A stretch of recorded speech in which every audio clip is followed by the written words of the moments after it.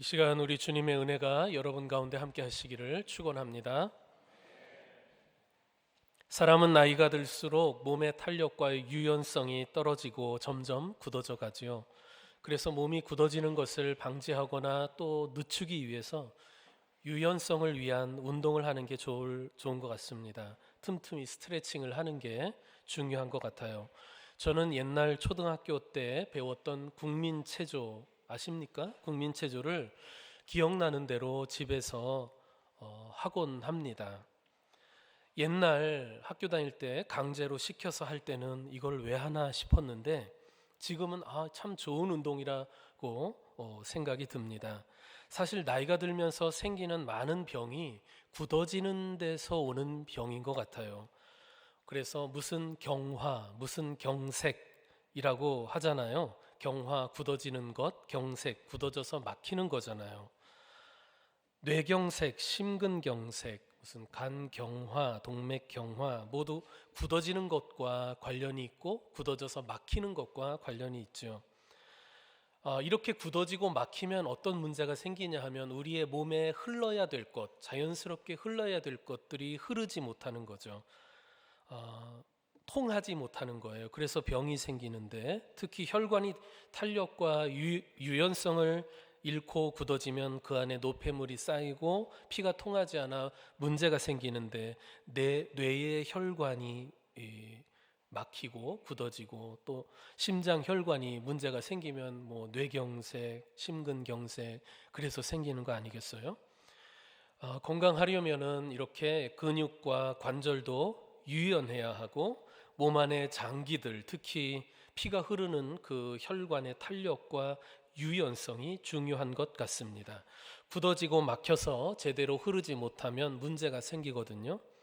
그런데 이렇게 굳어지는 문제는 몸에서만 일어나는 현상은 아닌 것 같아요. 마음에서도 일어납니다. 마음이 굳어지면 마음의 통로가 막히게 되죠. 그래서 그 마음의 통로로 흐르게 되는 생각, 감정, 뜻 그런 것들이 제대로 흐르지 못하게 되는 거예요. 그러니까 자기 내면에서 그리고 타인과의 관계에서 서로의 생각이나 감정이 원활하게 흐르지 못합니다. 쉽게 말해서 소통이 제대로 되지 않는다 그거예요. 요즘 사람들이 소통이라는 말 많이 쓰잖아요. 그리고 삶에서 소통이 꼭 필요하다라고 얘기하지 않습니까? 소통하고 싶은데 그게 잘 되지 않아서 애를 먹고 답답해하는 경우가 많지 않습니까? 소통이 뭐예요? 막히지 않고 잘 통한다는 거 아니겠습니까? 말이 잘 통하고 또 뜻이나 감정이 잘 통하는 것을 의미할 것입니다. 몸도 피가 잘 통하고 그래서 영양분이 잘 흘러야 건강하듯이 우리의 마음도 그렇지요. 생각이나 감정이 자기 내면에서 잘 흐르고 또 다른 사람과의 관계에서도 원활하게 소통이 될 때 사람은 외로움과 고립감을 극복할 수 있고 또 만족감, 유대감을 느끼게 됩니다. 비단 한 인간의 삶에서뿐만이 아니라 사회에도 마찬가지죠. 경제와 정치도 잘 흘러야 되는 거예요. 돈이나 재화가 막히지 않고 잘 흘러야 경제가 살아나는 것 아니겠어요? 정치도 그렇잖아요. 정치인들이 국민과의 소통이 잘 되고 또 정치인들끼리도 여와 야가 소통이 잘 될 때 좋은 나라로 발전할 수 있는 것 아니겠습니까? 소통이 되지 않고 막혀 있을 때 우리는 답답하게 느껴지잖아요.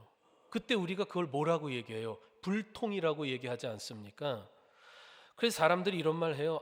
그 사람 도무지 말이 통하지 않아. 답답해 죽겠어. 아주 고집 불통이야 라고 말이죠. 옆 사람 얘기하는 거 아니에요. 몸이든 마음이든 굳어지면 막히고 막히면 소통이 안 되고 문제가 생겨요. 몸에 또 마음에. 우리의 신앙도 그렇죠. 마음이 굳어져서 소통이 안 될 때, 즉 하나님의 말씀이 우리 안에서 소통이 안 될 때 문제가 생깁니다. 하나님의 말씀이 우리 마음에 들어와서 흘러야 하는데 우리 마음이 굳어져 있으면 들어오지 못하고 흐르지 못하고 그래서 하나님과의 관계에 우리의 신앙에 문제가 생기게 되는 거예요. 그럼 우리의 심령에 문제가 생기고 병이 들게 되면은 이건 또 심령의 문제는 우리가 좀처럼 감각하기가 힘들어요. 그래서 병든 줄도 모르고 사는 거죠. 따라서 우리는 마음이 굳어져서 우리가 하나님의 말씀을 막아버리고 그리고 주님과의 관계에서 불통이 되는 일이 없도록 해야 합니다. 오늘 본문이 주는 경고의 말씀도 그런 말씀이에요. 8절 후반에 보면 너희 마음을 완고하게 하지 말라 하셨지요. 마음이 굳어지게 하지 말라는 거예요. 마음이 굳어지면 하나님의 말씀을 받아들이지 못하고 또 순종하지 못하기 때문에 마음을 완고하게 하지 말라. 여러분, 완고하다라는 말을 이제 헬라어로 스클레리노라고 하는데 굳어지다라는 뜻이에요. 이 말을 지금 우리 성경에 완고하다라고 번역하고 있는데 예전에 한글 개역 성경 버전으로 어떻게 번역했는지 여러분 어떤 단어인지 기억하세요? 우리가 읽으면서도 발음하기 힘든 단어인데요. 강팍이라는 단어입니다. 많이 들어보셨죠? 흔히 우리가 강팍하다 하는데 정확하게 말하면 강팍입니다. 강팍. 성미가 까다롭고 고집이 센 것을 뜻하는 말이에요. 예전 성경에 보면은 강팍이라는 이 단어가 상당히 많이 나왔는데 지금 개역개정판 성경에서는 완악함, 완고함으로 이렇게 고쳐서 번역하고 있는 거죠. 하나님의 말씀을 듣지 않고 자기 고집대로 하는 경우를 그렇게 말씀하는 거예요. 하나님과 소통이 되지 않는 고집불통을 뜻하지요.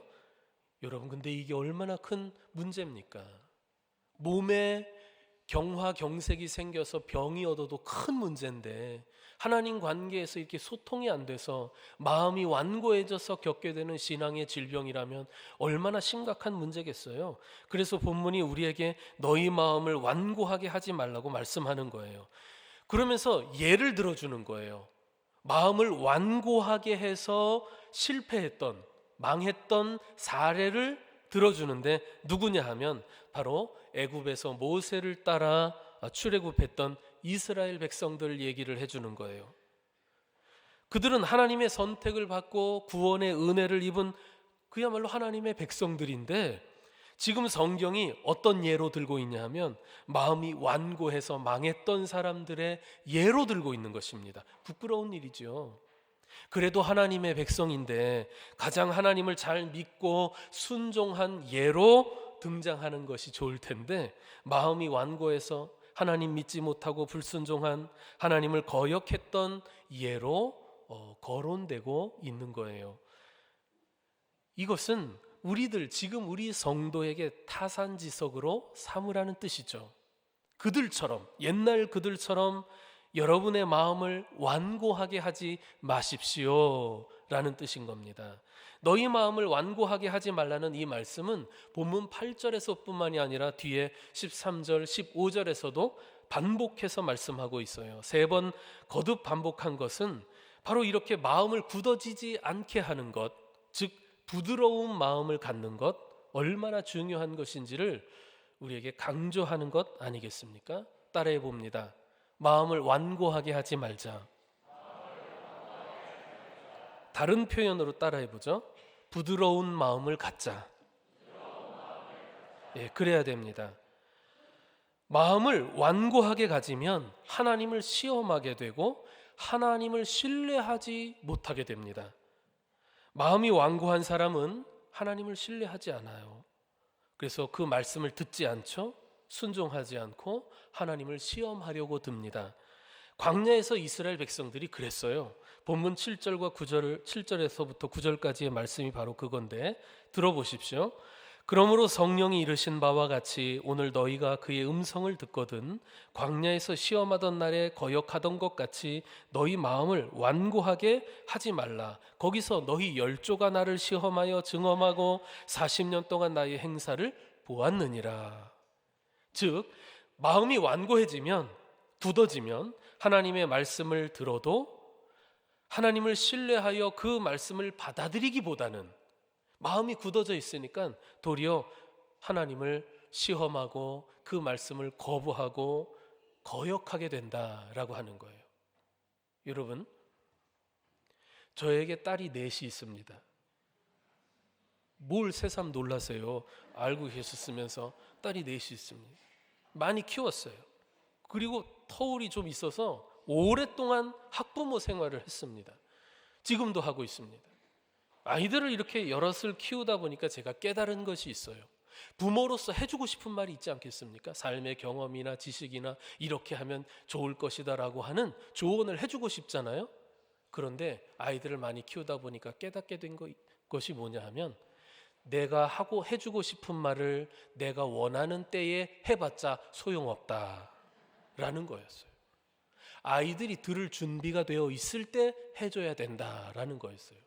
이걸 오늘 말씀과 견주어서 바꿔 표현하면, 아이들의 마음이 단단하게 굳어져 있을 때 조언해줘봤자, 좋은 얘기해줘봤자 안 듣는다. 그런 걸 잔소리라고 한다. 아이들의 마음이 부드러워져 있을 때 얘기를 해주면 잘 받아들여요. 오늘 말씀이 정말 그래요. 그래서 부모는 잘못하는 게, 자기가 하고 싶은 말을 자기가 하고 싶을 때 아이들의 상황과 상관없이 막 해줘요. 가르친다고. 그래서 내가 부모로서 잘 가르쳤어 라고 생각하지만 전혀 그렇지 않습니다. 아이들은 그것을 잔소리로 들어요. 쓸데없는 소리로 들어요. 특히 아이들이 화가 나 있거나 불편해 있을 땐 마음이 굳어져 있거든요. 그럴 때 굳이 할 필요 없죠. 부드러워졌을 때 해주면 효과가 있는 거예요. 그것을 통해서 사람은 타인의 말을 언제 듣느냐? 기분 좋을 때 듣는다고 그러잖아요. 마음이 부드러워져 있을 때입니다. 온유한 마음이 들어요. 그러니까 하나님의 말씀을 듣는 우리 성도들도 부드러운 마음을 가지고 있을 때 하나님의 말씀을 하나님의 말씀으로 받아들일 수 있게 되는 거예요. 마음이 이렇게 단단해져 있으면, 굳어져 있으면 이렇게 튕겨져 나가죠. 소리는 듣되 그 말씀의 뜻을 받아들이지 않는 거예요.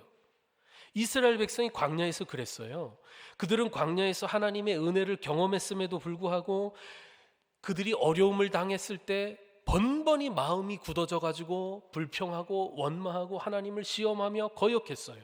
마음이 완고해졌기 때문에 그래요. 출애굽기에 보면은 마음이 정말 완고한 사람의 한 예가 나옵니다. 바로 애굽의 바로 왕이죠. 바로는 모세를 통해 기적을 행하시는 하나님의 역사를 매번 경험하면서도 이스라엘 백성을 놓아주라는 하나님의 명령을 거역합니다. 그래서 애굽이 무서운 10가지 재앙을 당하지 않았습니까? 마지막 10번째 장자의 죽음이라는 재앙으로 자기 아들을 잃고서야 비로소 바로가 이스라엘 백성들을 놓아주지만 그것도 잠깐이었어요. 다시 이스라엘을 잡아 죽이려고 군대로 추격하지 않았습니까? 마음이 완고해져서. 마음이 완고해져서 누가 골탕을 먹어요? 누가 피해를 입었습니까? 애굽 백성들만 죽어나는 거예요. 마음이 완고해져서 애굽 군대가 이스라엘을 쫓아갔다가 홍해 바다에서 다 죽었어요. 애굽 군대만 골탕을 먹었어요. 바로가 마음이 완고해서 나라와 백성이 애를 먹었습니다. 바로는 마음이 완고한 인물이었어요. 하나님께 그렇게 혼이 나고도 자기 고집을 꺾지 않는 고집불통이었어요. 말씀이 들어가지 않아요. 성경은 그와 같은 바로 왕을 완고한 마음, 강팍한 사람의 대표적인 인물로 말씀하고 있죠. 그런데 바로 그와 같은 바로의 압제로부터 벗어나 자유를 얻고 하나님의 백성이 된 이스라엘 백성 역시 이 광야에서 마음의 완고함이라고 하는 몹쓸 질병을 갖고 있었던 거예요. 성도 여러분, 오늘 본문은 초대교회 성도들에게 그리고 오늘날 우리 성도들에게 그런 고집불통, 완고함을 담지 말아야 된다. 여러분들은 부드러운 마음을 가져야 됩니다. 이렇게 권면하는 거예요. 이 경고는요, 이미 구약의 성도들을 향해서도 주어졌던 경고예요. 시편 95편에서 말이죠. 시편 95편 말씀을 다시 히브리서가 인용하면서 신약의 성도들에게, 오늘 우리들에게 경고하는 말씀인 거죠. 시편 95편에 보면 옛날 이스라엘 백성이 하나님을 시험하고 불신했던 대표적인 그 사건을 거론하는데 마사 또는 무리바에서의 사건을 예로 들고 있어요. 시편 95편 8절 말씀 보십시다. 너희는 무리바에서와 같이 또 광야의 마사에서 지냈던 날과 같이 너희 마음을 완악하게 하지 말지어다. 이 광야에서 그들이 무리바 사건 때, 마사 사건 때 마음이 완고해졌다는 거예요. 그렇게 하지 말아라 라고 경고하는 거죠. 여러분, 그때가 언제냐 하면 이스라엘 백성이 물이 없어서, 광야를 지날 때 물이 없어 목이 마르니까 화가 나고 불평이 나고 모세를 원망하고 하나님께 대들고 막 그랬어요. 그것을 성경은 그들이 하나님이 계신지 아닌지를 시험하였다라고 말씀하는 거예요. 그래서 모세가 그곳 이름을 시험이라고 하는 뜻의 마사, 다툼이라고 하는 곳에 하는 의미의 무리바라고 불렀던 것이죠. 이 마사 또는 무리바의 사건은 출애굽기 17장에 나와요. 광야를 지나면서 물이 없어서 벌어졌던 일인데, 출애굽기 17장 2절 말씀 다 같이 한번 읽어보겠습니다. 시작.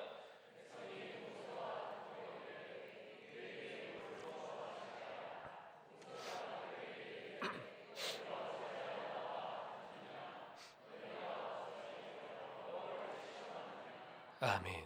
마음이 완고해진 사람들이 조금 어려움이 당하자 불평하면서 하나님을 시험하더라, 그거예요. 성도들은 그러면 안 된다는 거죠.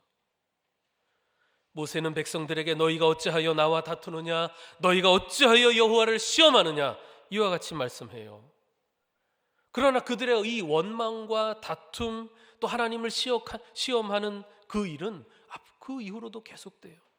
만약에 그들의 마음이 완고하지 않았더라면 그들이 하나님의 종 모세를 원망하거나 다투지 않고 그들을 구원해 주신 하나님을 감히 시험하거나 거역하지 않았을 거예요. 완고해지지 않았더라면.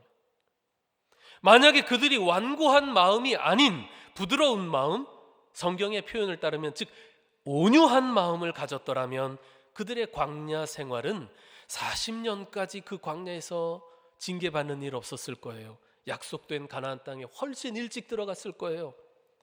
오늘 본문은 마음이 완고해져 하나님을 신뢰하지 않고 오히려 하나님을 시험하고 거역했던 그들처럼 되지 말라는 뜻입니다. 너희는 그들처럼 마음을 완고하게 하지 말라. 마음을 완고하게 하면 하나님을 시험하고 거역하다가 결국 하나님의 진노와 징계하심을 받게 된다는 거죠. 그러나 마음을 완고하게 하지 않고 부드러운 마음, 온유한 마음을 가지면 하나님이 주시는 말씀을 받아들이게 되고 순종하게 되고 하나님이 주시는 은혜와 복을 얻게 되는 것입니다. 성도 여러분, 마음을 완고하게 하지 맙시다. 부드럽고 온유한 마음을 가집시다. 그래야 우리가 하나님의 말씀을 들을 때 받아들일 수 있고 또 순종해서 은혜와 복을 받게 되는 거예요. 또 한 가지는 마음을 완고하게 하지 말아야 죄에 또 세상에 미혹되지 않고 하나님의 길을 따라 순종해서 안식에 들어갈 수 있다라고 말씀해요. 10절과 11절 말씀 보십시다. 제가 10절 읽을 테니 여러분 눈을 뜨시고 11절 다 같이 읽으시기 바랍니다. 그러므로 내가 이 세대에게 노하여 이르기를 그들이 항상 마음이 미혹되어 내 길을 알지 못하는도다 하였고,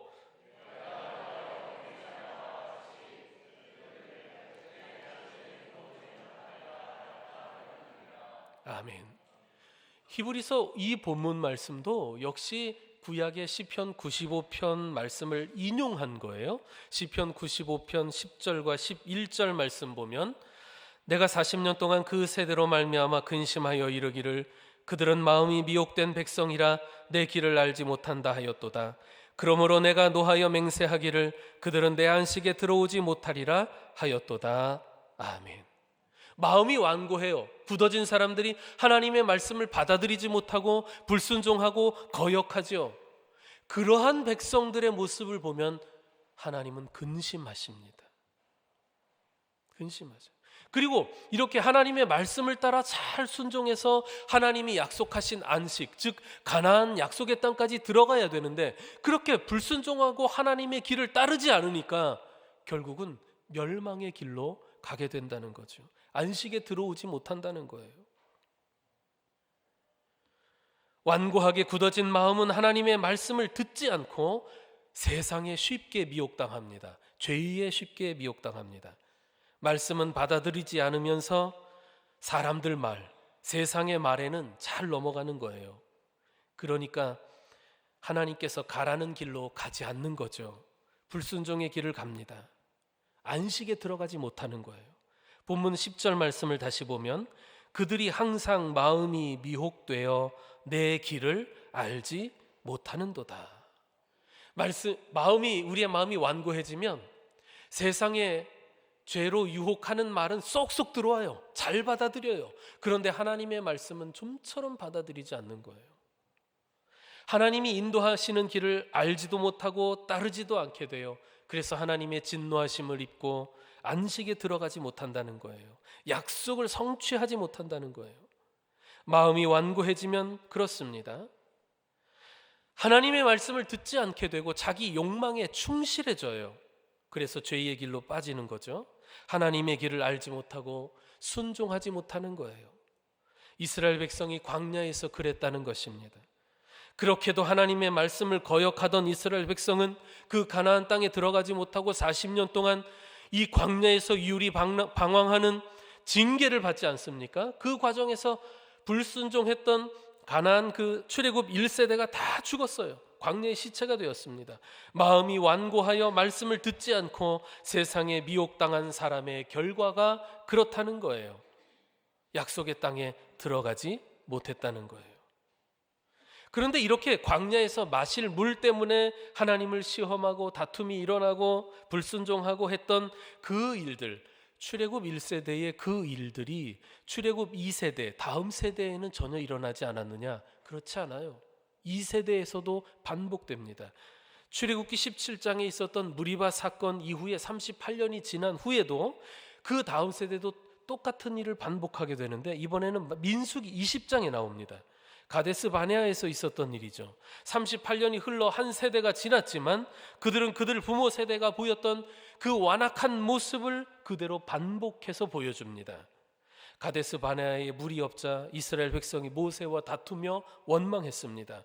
하나님께서 그때 모세에게 지팡이를 가지고 아론과 함께 회중을 모으고 그들이 보는 앞에서 반석에게 명령해서 물을 내게 하라 하나님이 명령하셨지요.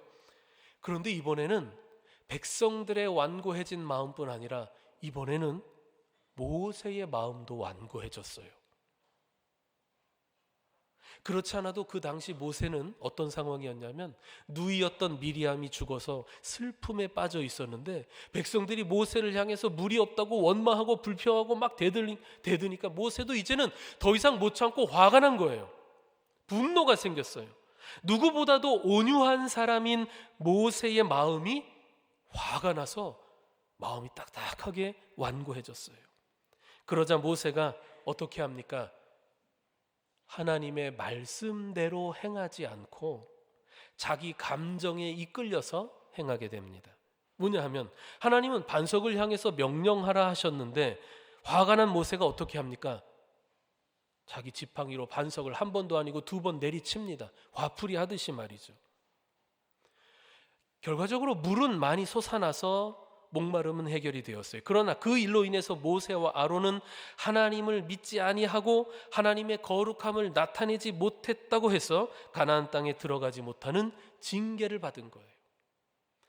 모세 역시 마음이 완고해져서 하나님의 뜻대로 행하지 못하여 안식에 들어가지 못하는 징계를 받았단 말이에요. 만약 그때 모세가 백성들의 그 완악한 모습을 보고도 마음이 완고해지지 않았더라면, 자기의 분노의 감정에 이끌리지 않았더라면, 온유한 마음을 회복했더라면 사람들 앞에서 하나님의 말씀대로 순종하여 하나님의 거룩하심과 그 영광을 드러낼 수 있었다면 그는 하나님께서 주시는 그 땅으로, 약속의 땅으로 제일 먼저 앞서서 들어갈 수 있었을 거예요. 하지만 안타깝게도 그 온유한 모세마저도 순간 분노의 감정에 온유함을 잃어버리고 완고한 마음이 되어 불순종하면서 약속의 땅에 들어가지 못하는 결과가 되지 않습니까? 이렇게 마음이 완고해지면 미혹을 받아요. 감정의 미혹을 받고 기분에 좌우됩니다. 하나님의 길을 알지 못하게 되고 불순종하게 됩니다. 그 명령을 따라 순종할 수 없게 됩니다. 하나님께 영광 돌릴 수 없고 하나님이 약속하신 복을 얻을 수 없게 되는 것이죠. 그래서 우리는 마음이 완고해지지 않도록 주의하고 늘 부드러운 마음, 온유한 마음을 가져야 합니다. 참 우리 신앙생활에 중요한 거예요. 예수님 마태복음 10장에 나오는 씨 뿌리는 자의 비유에도 나오지만 딱딱하고 굳어진 땅에는 씨를 뿌려도 효과가 없잖아요. 땅을 갈아엎어서 부드럽게 해야 씨를 뿌릴 때 그 씨에서 싹이 나고 열매를 맺는 것 아니겠습니까? 우리의 마음도 마찬가지예요. 하나님의 말씀의 씨가 뿌려지더라도 자라지 못하고 열매 맺지 못하는 것은 우리의 마음이 완고해져서 그렇습니다. 그러면 우리 마음이 완고해지지 않도록 하기 위해서 우리는 어떤 조치들을 해야 할까요? 다리에 쥐가 나고 또 근육이 뭉치면 어떻게 합니까? 이렇게 굳어지면, 근육이 굳어지면, 쥐가 나면 그 경직되고 굳어진 부분을 빨리 주물러서 풀어줘야 되잖아요. 그러면 우리의 마음도 그렇게 주물러 줘야 되겠죠.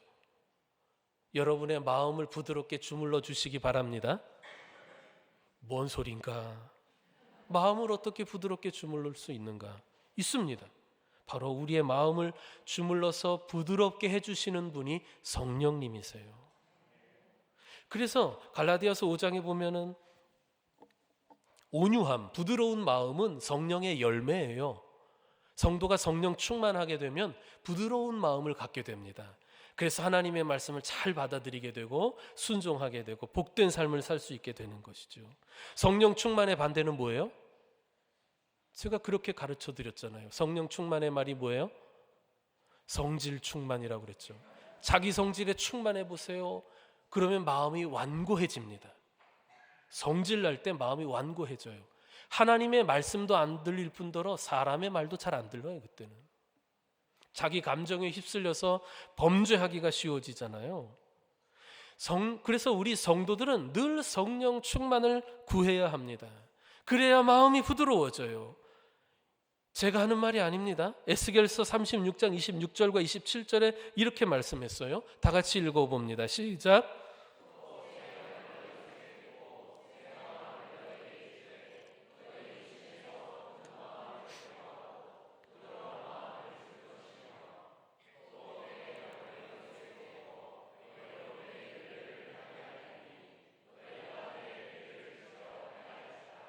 아멘.